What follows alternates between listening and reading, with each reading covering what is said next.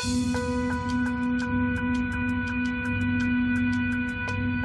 it's free and because it's easy and because it's right there, social media is the default choice for so many people.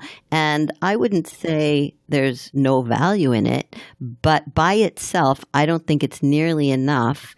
And the effect of your personal presence on another person face to face so far outweighs what you can do or how long it would take on social media. Hello, and welcome to the Jumpstart podcast with Jeffalytics. I'm your host, Jeff Sauer. Today, for our 35th episode, we'll talk with Ilise Benun, mentor to creative professionals and founder of Marketing Mentor. Ilise has been working for over 25 years to help creative professionals run better businesses and get more fulfillment in their work.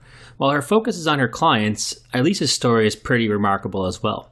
I can't say enough good things about my conversation with Ilise, but I will give you the setting. It was 10 p.m. in my local time. I was in Western Australia, about 3 hours south of Perth.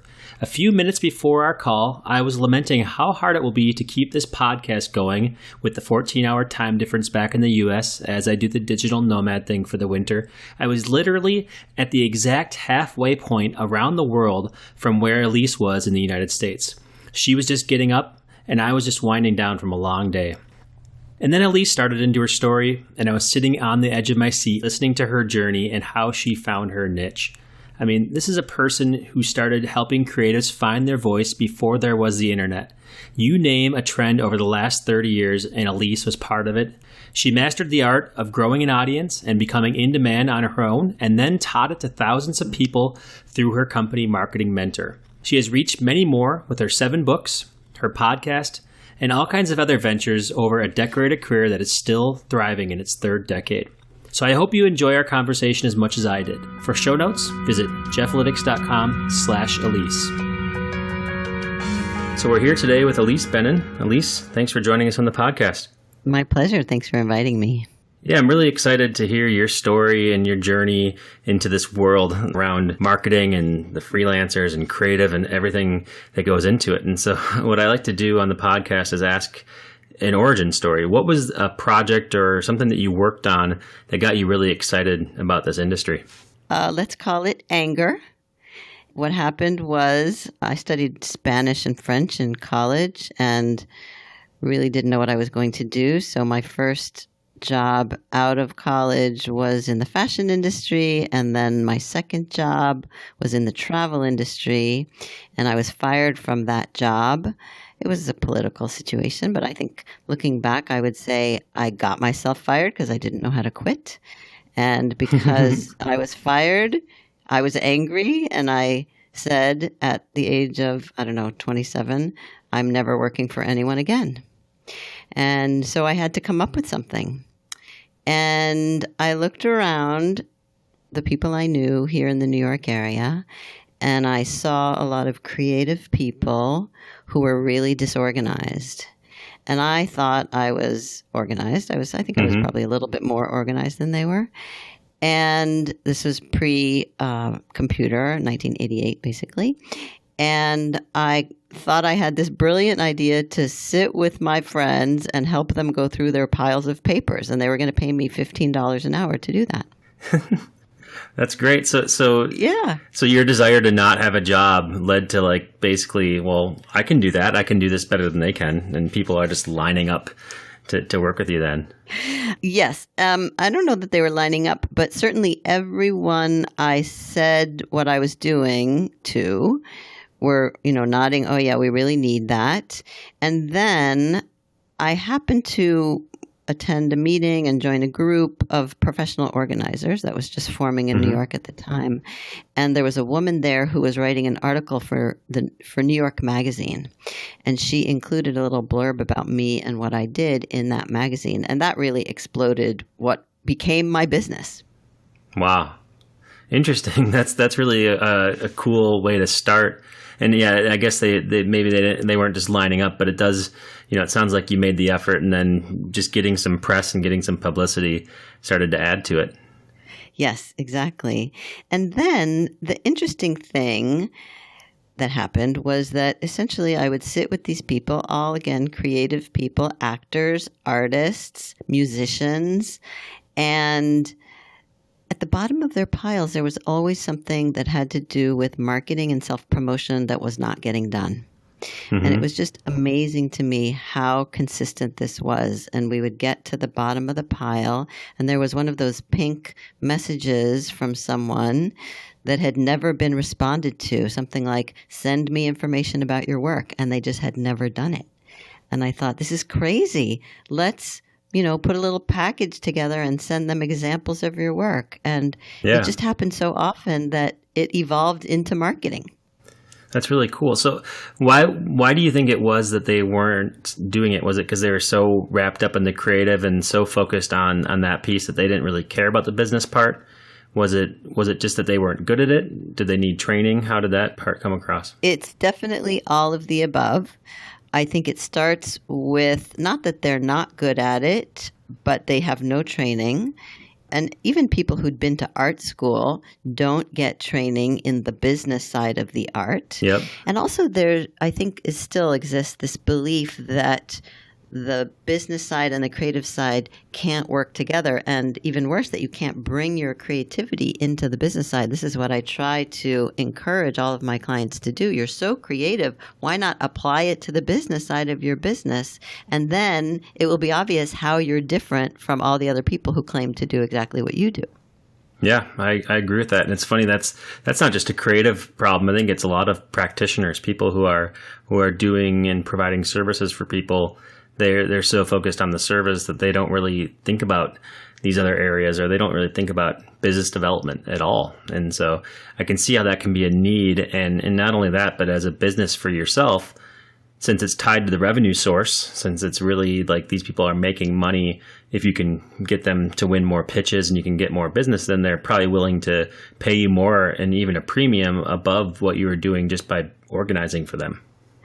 Yes. And, it, as I said, it evolved very organically. And I think looking back, I would say I was practicing what I am now preaching, which is responding to the market. The market needed something, and I felt I could provide it. And so I did. And that became what is today a marketing consulting practice, essentially, and all the materials that I sell around that. So I think that one of the challenges a lot of people have, especially creative people, but certainly not exclusively, is this focus on, as you say, themselves and their services. And it's not just that, it's that none of us really have the distance on ourselves that we need to say, here's what I need to do. We always need, I think, someone, a mentor, a teacher, to help guide us in the right direction. And most people just don't have it. Yeah, I would agree with that. I think that it's like both sides of the brain, or it's something that it's hard for one person to do that. And so you need, like you said, somebody to push you along in that direction and to get you there. So it's interesting. So a lot of people that I talk to on this podcast, they start out with a background doing something and then they sort of turn it into a business. And so I think yours is similar, but you weren't necessarily a creative. Did you have a creative background at all, or was it really just you were around them, or how did you get introduced to this group of people that you could even tell that there was a business opportunity? I really can't say that I have a creative background, although growing up, I did creative things. I danced, I wrote. I loved to write, but I would never call myself a writer. But I did end up using and have ended up using my writing. Don't see myself as a creative, but I think I surrounded myself with all types of creative people. So maybe there was like a wannabe type of creative thing there. And then I just saw what they needed, essentially. Yep. That's interesting. So you see what they needed, and obviously it's business development. And this isn't a pre-internet day, so some of it's just helping them capitalize on like organic growth or getting them noticed in different areas. And then how does that evolve, or how long does that go on before we get to this digital area, and how does that evolve? Okay, so I started out as a professional organizer in 1988, and then in 1990, I had the idea to write a newsletter. And I called it The Art of Self-Promotion, because by then it was clear to me that self-promotion was what people needed. And again, I didn't really think of myself as a writer, but it seemed obvious that if I could start communicating and articulating the ideas that I was noticing and helping people with and get it in front of the right people, that would help grow my business. And so little by little, I just started publishing and bulk mailing this newsletter to lists of people that I compiled here in Hoboken. I remember going to the arts and music fair one year and picking up business cards from every single person who had a booth and was showing their work, and I put together a list. And actually, it was interesting. One day I took this big box of newsletters to the post office, and I ran into a woman there who was an artist, and she said, "What are you doing?" And I said, "I'm sending this newsletter to artists." And she said, "Oh, you should know about the Hoboken Creative Group." And so I said, "Oh, what's that?" And she told me all about it, and I became involved. So really, I would say kind of the short answer to your question is networking. Yeah. Getting out there and talking to people and having someone say, "Oh, you should go to this." Okay, I'll go. "Oh, you should talk to this person." Oh, okay, I'll talk to them. And really just following that thread and building relationships along the way. That is, to me, the key to growing any business. Absolutely. It's relationships. It almost sounds like hustling a little bit, just to go out and find the opportunities and sort of being nimble and going everywhere you can. And that's really, it's funny, like that's still the advice now, right? Like Absolutely. The medium has changed, but if you want to build your own personal brand, you need to build a brand. You need to be there. You need to be around. You need to be what people think about when they think about the services you provide. Yes, although I would say the difference now is that to send a newsletter, I don't have to go to the post office anymore. And so I would never have met that artist.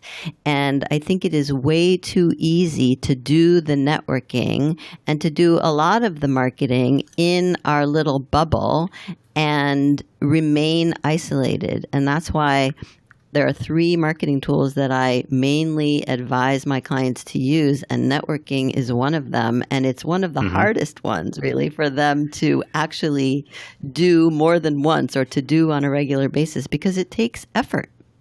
Yeah, it really does. That's interesting, because that's what I was going to ask you is how has technology changed this? Because it does make it so that delivery is easier. It takes a lot of the friction out, but I can see how you lose something tangible when you take out all the friction and you make it so you can bulk mail somebody instead of mailing to individuals or somebody you have in mind, or being able to write a personal note. You're sort of sending the same message to everybody. Or even the difference between literally attending an event in real time where you have to introduce yourself and walk up to strangers and have an elevator pitch that makes sense, and all of these things that are very awkward, I think, for a lot of creative people especially, to do and to work on and to practice. And it's just much easier to go on a LinkedIn group and lurk or post a link even. And so I think with social media, because it's free and because it's easy and because it's right there, that is the default choice for so many people. And I wouldn't say there's no value in it, but by itself, I don't think it's nearly enough. And the effect of your personal presence on another person face to face so far outweighs what you can do or how long it would take on social media. Yeah, absolutely. I couldn't agree more. And it's funny, like a lot of people do think that social media alone may be enough, but I agree that it's sort of like it might make the conversation easier. It might take some friction out, but it doesn't replace that human touch. There's so many times where if I go to a conference, somebody might say, "Hey, Jeff," they might reach out to me on Twitter or LinkedIn and say, "Hey, I'm going to be there too. We should meet up." It's so much more meaningful than any other way to communicate with somebody, really. So I agree with that. I think that it's nice that you have these things out there, but it's not the ends in itself. You really need that human contact. Exactly. And it just makes much stronger connection. I mean, when I think about personally the difference between the names of people I see streaming by on Twitter and who are they and what do they stand for, it's so much more tenuous than, oh, that's the person I spent a half an hour sitting next to at an event. And that was an actual experience. To me, there's just no comparison. Yeah, absolutely. So you're saying that when you talk to creators about business development, that is a big piece of it. One of your 3 pillars of marketing or one of your tools is to get out there and to start networking and to be out there. Yes. I think I was watching one of your videos before we talked, and one of the comments that struck me was, spending all day on social media is not necessarily productive time, right? Mm-hmm. Like going on there and scouring things and participating only lurking or only being in conversations is not the same as doing true business development. It's not the same as networking. Right.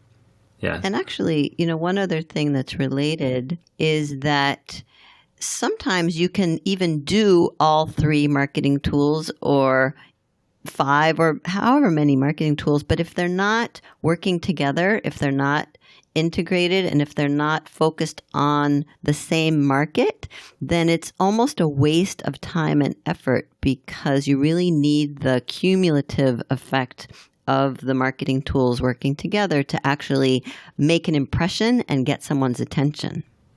Yeah, absolutely.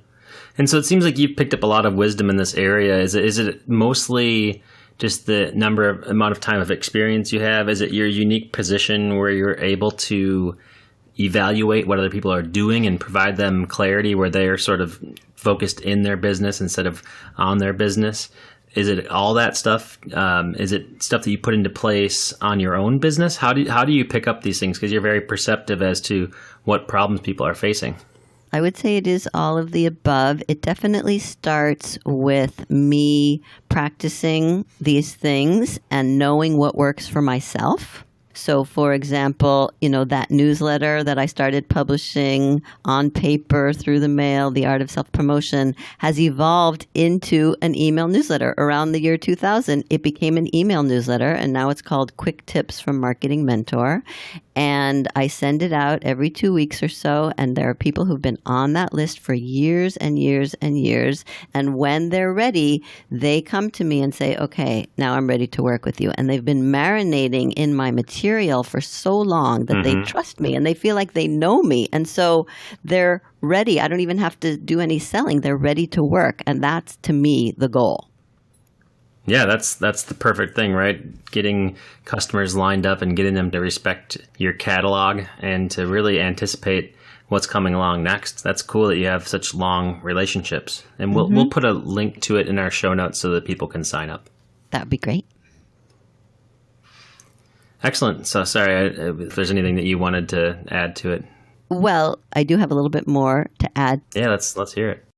So first is that I do these things. I practice what I preach and I see what works. And so as things change and as technology changes everything, I can also continue to see what works and what doesn't work. There's also the fact that I work with so many people that I can see what's working for them too.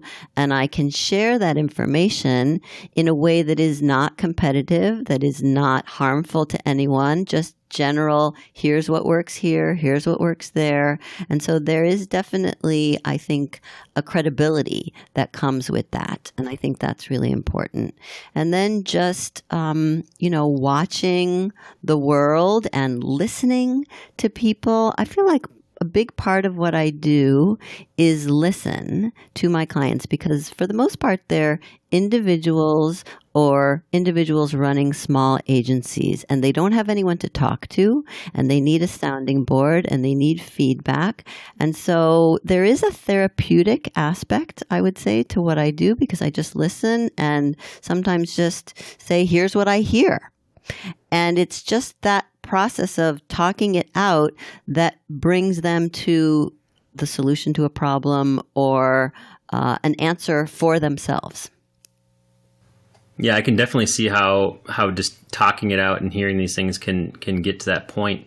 And it definitely makes sense to be able to talk to many people and perceive what's going on. So I can definitely see how that works. Mm-hmm. Great. So as you evolved around and you work with clients and you're working with people, have you started to grow your team? Have you expanded into other areas? Or are you still really focused on this specific area? So I have expanded my team, and I've also expanded my offerings. I would say 50% of my business is one-on-one mentoring with people, whether it's an initial 2-hour consultation, and then they take the guidance that comes out of that and run with it, or I have clients that I work with on a regular basis, so I help keep them on track and keep them accountable, because that's one of the things people are missing. So that's half of my business. The other half is trying to provide kind of do-it-yourself tools, marketing tools that allow people to, if they can't afford to or don't want to work with me, they can try to implement some of these things themselves. And so I have an online store, and I'm constantly coming up with new tools that I can put into the online store. Every year I sell a brand new marketing plan that has a slightly different take on how to approach it, because there's no right way to do this marketing thing. And so I'm constantly trying to adapt the tools or adapt the process so that more people can find their own way, because that's what will make them do it. Yeah, absolutely.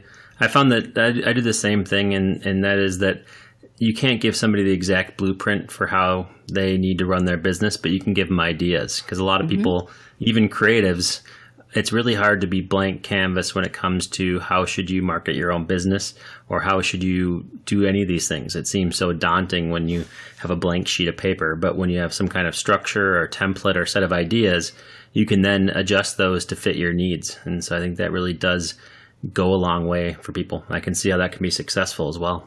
Yes. And so that's where I've built my team, is to help create the products, essentially, that I sell in the store. Designers and copywriters and podcast editors and transcribers and all the freelancers, essentially, some of whom are my clients, who together create these materials. Mm-hmm. That's interesting. I like what you're talking about there as well. I do the same thing, talking about marketing all the time. Sometimes my students and people I work with end up helping me with my own marketing, just because there's never too much, right? You can never do too much. You might take on too much, but you can never try too many things, because you don't really know what's going to be the future, and you don't really know which of these things is going to work. Absolutely. And, the thing I struggle with in my own growth is just having enough time to manifest all the ideas that I have, because I find that it takes a long time to think through. Like right now, I'm working on a series of videos. I don't know if you've seen any of them. They're called Marketing Blueprints, and they're excellent examples of different marketing tools for different types of creatives. And they're really simple, and I try to feature 3 main elements of, say, an ideal LinkedIn profile. Of 6 different designers, for example, or content strategists. And so it comes out being, a 15-minute video, very simple. That's my goal. But what it takes, as any writer knows, to get to the simplest, most distilled result is a lot of weeding out and throwing out and a lot of time to really distill it down. And that's really what I struggle with more than anything. I can see that. Yeah, for sure. It's ambition, right? Ambition versus time.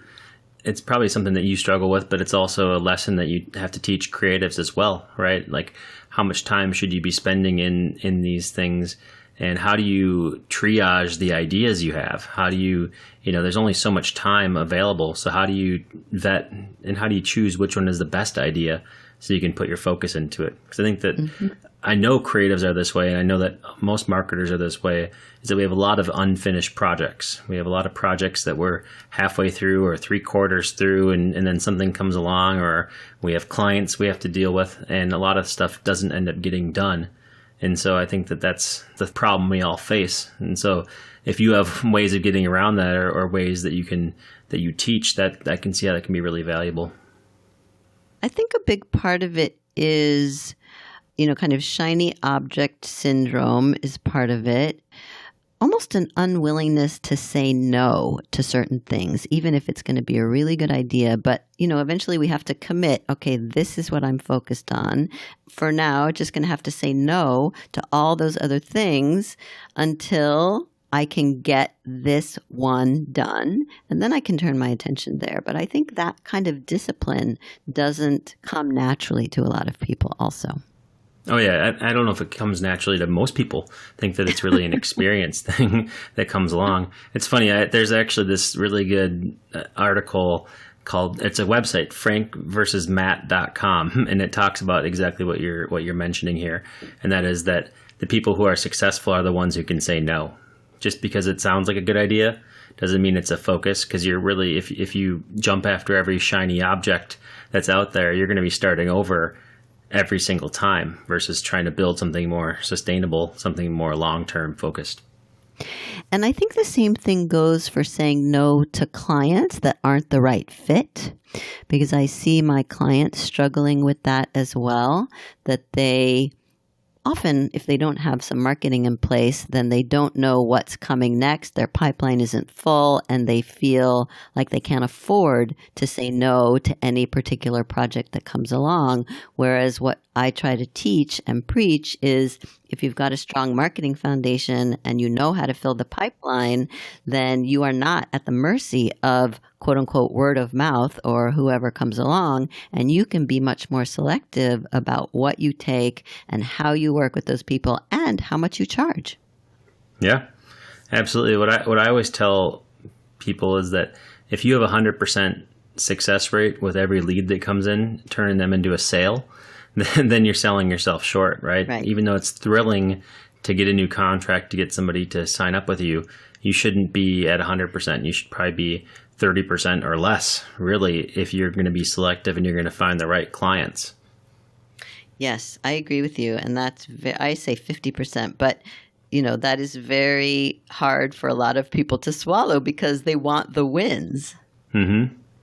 It feels good to win. So I can see where that comes from, but also at the same time, it's a long-term, it's like winning the battle, but not winning the war when it comes down to it. So this is really fascinating. I really like your perspective, and it sounds like we've come to many of the same conclusions around this business and around this area. So it's cool to see how your evolution works and how you've been able to turn it into a thriving business. So how did your education, any formal education you have, help you in this career? Did it set you up at all, or was it sort of a departure from what you learned in school to get into this area? Yeah, unfortunately, I did not take my education very seriously until very recently. And so on the one hand, I would say it did not set me up. On the other hand, I did study language, especially at the beginning. I did feel like I was often helping creative people translate what they were trying to communicate into a language that people who were going to buy from them could understand. And that certainly is still a big part of it.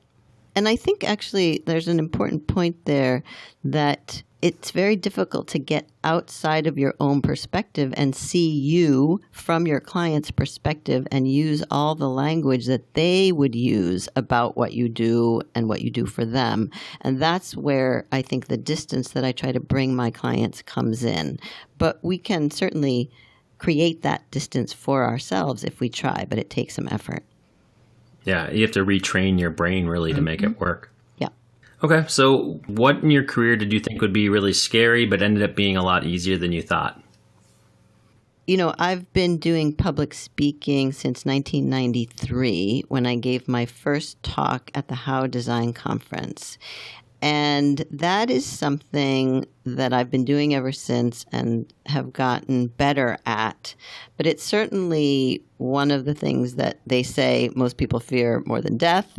And I, of course, was also very afraid of it for a long time. But I think that once I realized that speaking to a group, no matter the size, is actually not that different from speaking to one person, if you think about it that way, then it just calms me down. It always calms me down. And now I just go in thinking, all right, I'm just, when I'm talking to a client, it's not all that different than talking to a group.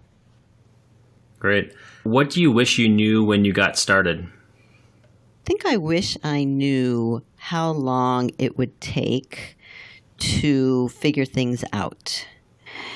Because, I think it took me 15 years to identify and really home in on my target market. I was aware of the creative professionals. I was speaking to them, but I was also working with exterminators. And I even had a guy come to me who had those porta potties and wanted me to help him sell those, right? So it took me a really long time to narrow to the market that was most responsive to me. And so now, again, I try to teach my clients how to think that way so that they can do it more quickly. Yeah. No, I like it how you learned your own lesson and then you can apply it to these people you're working with. Yes, and hopefully they'll learn from my lesson so they don't have to make the same mistakes.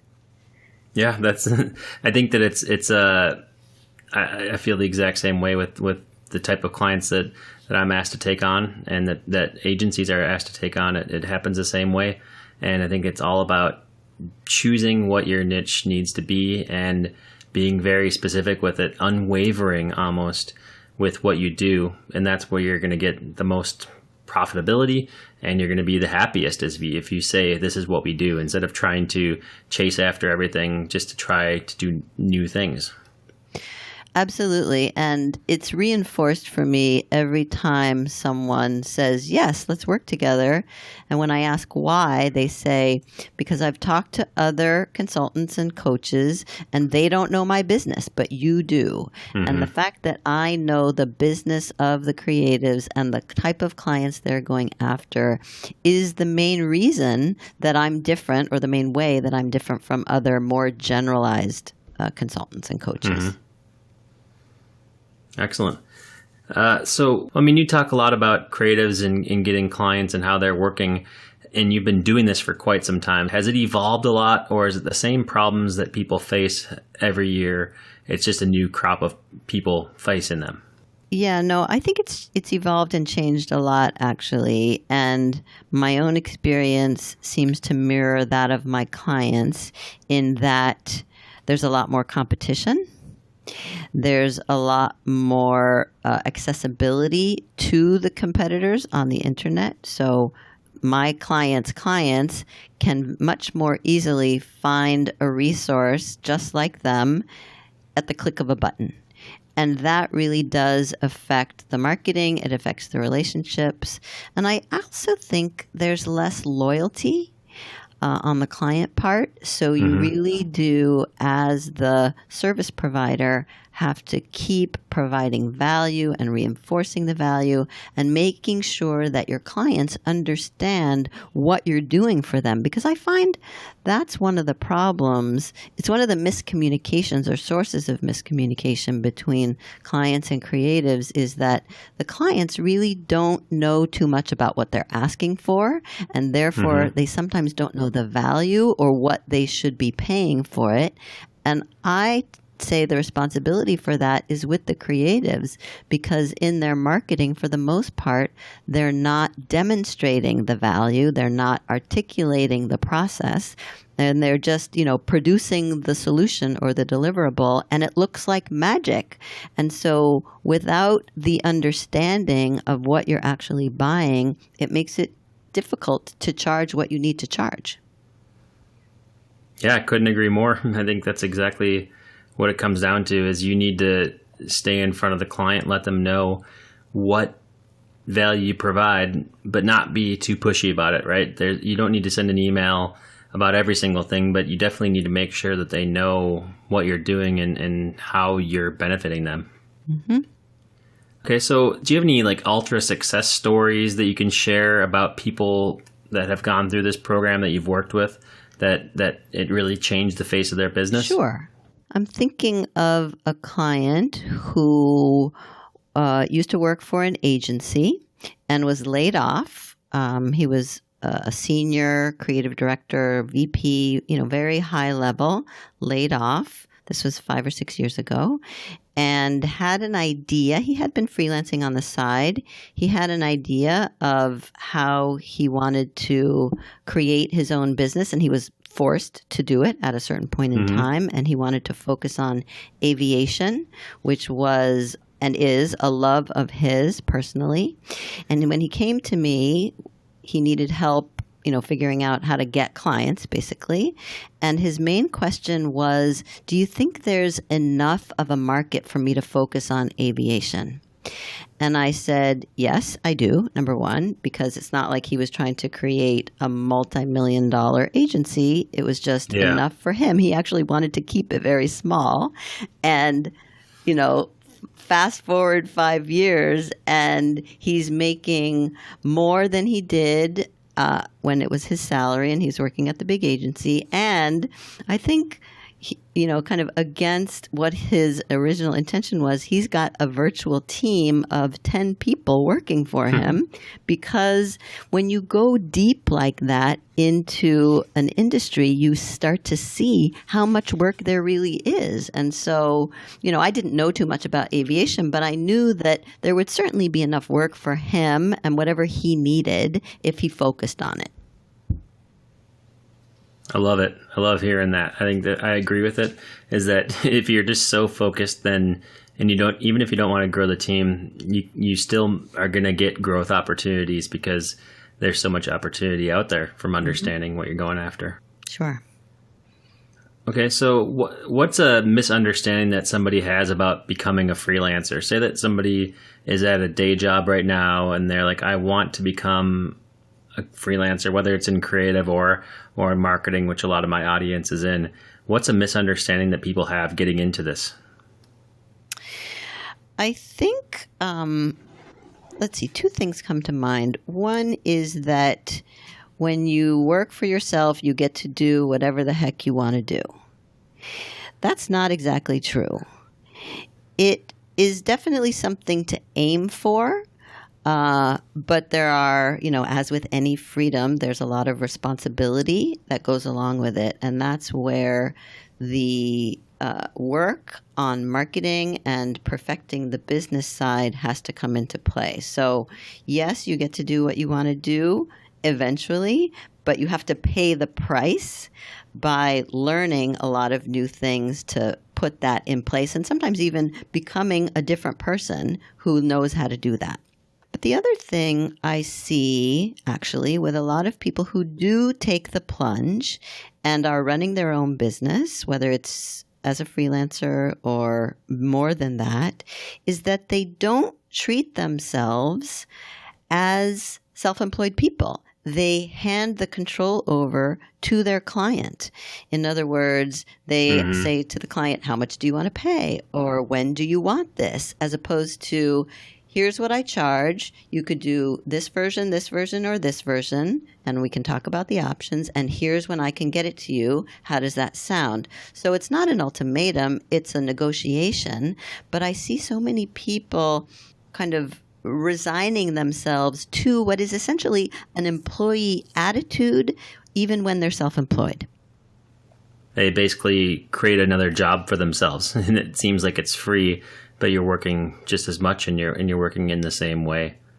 Right. And if you're not benefiting from the freedoms of being self-employed, then you might as well have a job. Yeah, it's a lot less stress. I've seen a lot of people who freelance and then they go back to the job 6 months later or a year later, and it's because I think that they can't be their own boss. They need somebody to tell them what to do, and so going back to what we talked about earlier, they'll spend all day on LinkedIn liking people's posts or commenting in groups, thinking that's going to lead to business. But that's not the same as getting business. Just because you get likes and things like that, it's not the same as a sustainable business where you're actually making money. And actually, that reminds me of another what I would call mistake that I see people making, which is when you have a choice between perfecting your own marketing materials, whether it's, updating your website or your LinkedIn profile or even doing social media, they usually do that instead of connecting with and cultivating relationships with real people. And if you need work, especially, and if you have a choice, then I would always recommend interaction over the perfecting of materials, because usually the clients can't tell the difference between your amazing website and your almost amazing website. You're right. If you are needing work, look next to you. Look sort of like what you talked about with your story. Just go and find people who need help with something and do it for them. Yeah. Take those successes, the case studies, your knowledge of what they do, and then use it to build the next one proactively. So you're not going out and having to look as much anymore. You can be a lot more selective with what you go after. I often find that when I'm working with a client and they're talking to me, I hear things in what they say that they don't hear. And so I can say, you just said you could do this, this, and this. Do you know that? And they'd be like, oh, yeah, you're right. Okay, I'll do it. So it's not like I come up with the things, but somehow I can hear them and say it back in a way that they can hear. And I feel like that's often what people need. Alabsolutely. Okay, so moving on to the next one. These aren't quite rapid fire, but I really like the conversation we have along. This is perfect. What would you be doing if it wasn't for this career? I can only tell you what I would like to be doing if I didn't have this career. I would like to be a historian. I really love history, and I just want to spend all of my time reading. Right now I'm reading about American history, the founding fathers, and the way this country was created. And I don't know what I would get paid for as a historian, but I would really love to spend more time learning about history. Yeah, I love learning about history as well, but I don't know if I spend enough time on it. I've been picking up podcasts, actually. So I've been getting my history through podcasts lately, and it's been pretty interesting. I find that I'm spouting a lot of facts that I learn along the way by doing that. Mm-hmm. So looking at your LinkedIn, you work at the public library? Yes, I am on the board of trustees of the Hoboken Public Library. Because remember, 30 years ago almost, I said I was never working for anyone again, which means that I've been kind of a solo act for a long time. And so collaborating with other people on a team doesn't come naturally to me. So that's been a really excellent learning experience. And also the current board president is an amazing leader. And so I've just learned so much from how he handles the situations that come up. Yeah, I think that's a really good piece of advice for people who are working alone as well. And that is, you may be working for yourself or not for anybody else on your business, but it doesn't mean you can't be part of a team by joining nonprofits, by working in industry associations, by volunteering and working in areas that maybe aren't exactly your business, but do require your skills. Yeah, I have several clients actually who are part of groups. Sometimes it's the Business Networking International type of group. Sometimes it's industry-related groups. Sometimes it's where they're going to meet their prospects and clients. But I do think it's important to be part of sometimes even more than one group that can benefit your business based on what you know you need. To do it in a haphazard way, oh, here's a group, let me join, without strategically knowing what you want to get out of it. I see a lot of people doing that too. That can be kind of tricky. But if you take some time to think, oh, I need a place to practice my elevator pitch. Here's where I could do that. Or I need a place to learn how to collaborate with other people. Here's where I could do that. Yeah, and to demonstrate your expertise in a non-pressure setting, like a non-sales setting, it's perfect for that too. Exactly. Okay, so last rapid-fire question, and then we'll wrap up here. That is, what advice do you have for somebody who's looking to start a career as a freelancer, maybe as a creative, but somebody who's looking to go into business and they want to be sort of an independent contractor or consultant, freelance, or whatever we call it? I would say start building the foundation as soon as you possibly can. And that foundation is made of relationships with people who can perhaps hire you at some point. But I would start first with people you can learn from, people who can tell you what the needs are, people who can share their experiences with you so that you don't have to make their mistakes or your own mistakes. And I have several clients actually who I guide through that transition. They'll be kind of moonlighting on the side and working with me to build their business. And that is a really nice opportunity to not be pressured to have to take whatever comes along, but to really learn what does it mean to deliver the service that you promise to a client.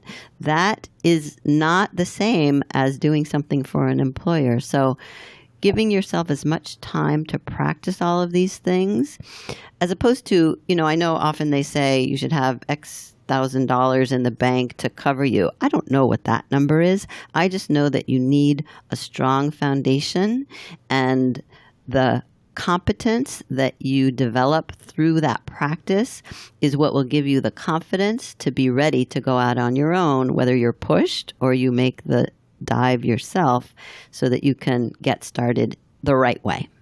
Yeah, and I think that's really fascinating. I think that a lot of people just jump into it, or they do use a rule of thumb, like you said, of have this much money in the bank, of living expenses, whatever it is. But I also think that it's valuable before you go out to know where you could go wrong and what the mistakes might be. And it sounds like your coaching program is the perfect place to learn all of that. And also to make the mistakes. I mean, we're going to make mistakes. And so it's better to have your practice clients early on so that you can move past them to better ones. Absolutely. I like that. And I actually think that's a good ending point, is that practice makes perfect. But you got to start somewhere, and you got to start sometime. And so maybe now is a good time for those of you who are on the fence. I support that. Awesome. So, Ilise, this has really been a great chat. I really appreciate you coming on the podcast, and thanks for all these practical tips and for the inspiration. My pleasure, Jeff. Thank you for inviting me. Wow, what an inspiration. I'm not kidding when I say that Ilise may be my career spirit animal.